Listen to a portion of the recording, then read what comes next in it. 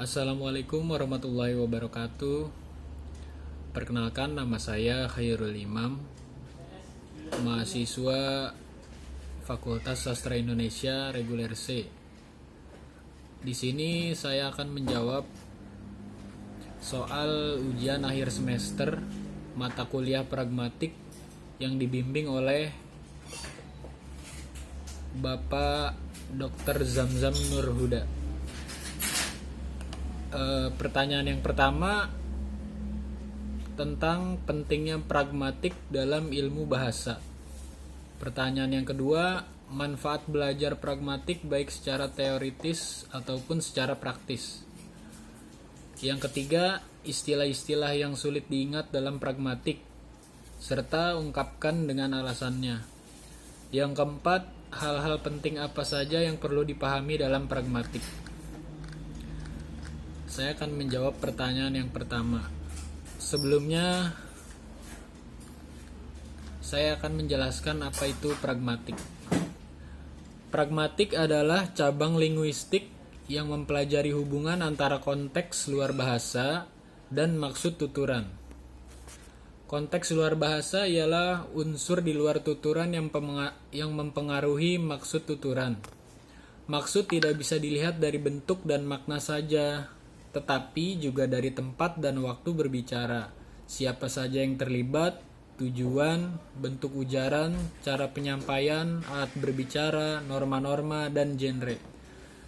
Yang dipelajari dalam pragmatik meliputi tindak tutur, implikatur tuturan, interaksi percakapan, dan faktor-faktor eksternal percakapan, misalnya deiksis.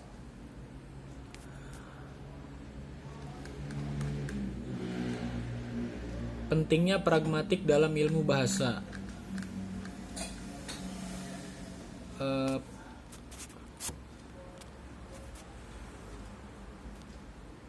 Pragmatik sangat penting dalam ilmu bahasa karena pada kenyataannya aspek kebahasaan yang banyak dipelajari di sekolah yaitu berkaitan dengan tata bahasa atau aspek fonologis, morfologis, sintaksis, dan semantik.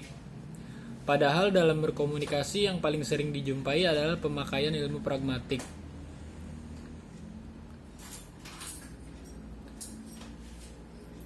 Yang kedua, manfaat belajar pragmatik.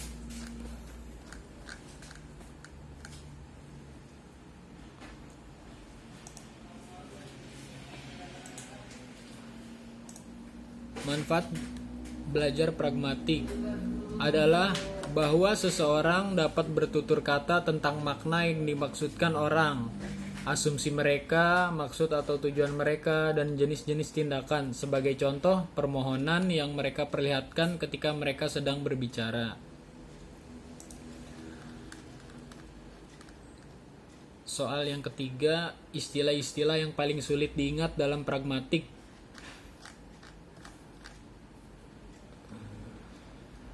Yang pertama,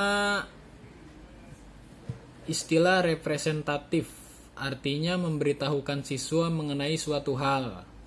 Yang kedua, komisif, artinya menyatakan bahwa guru akan melakukan sesuatu. Yang ketiga, direktif, artinya untuk membuat penutur melakukan sesuatu. Yang keempat, ekspresif, untuk mengekspresikan perasaan dan sikap mengenai keadaan hubungan. Yang kelima, deklaratif. Deklaratif menggambarkan perubahan dalam suatu keadaan hubungan.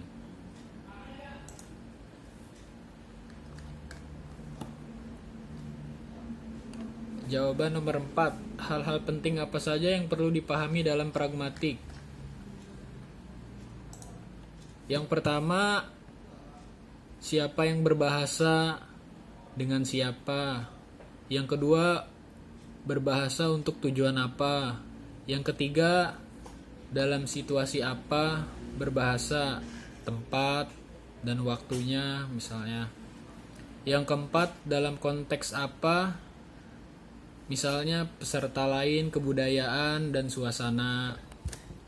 Yang kelima, dengan jalur mana? Jalur lisan ataupun tulisan. Yang keenam, media apa? Tatap muka, telepon, surat, dan lain-lain. Yang ketujuh, dalam peristiwa apa? Bercakap-cakap, ceramah, upacara, dan lain-lain.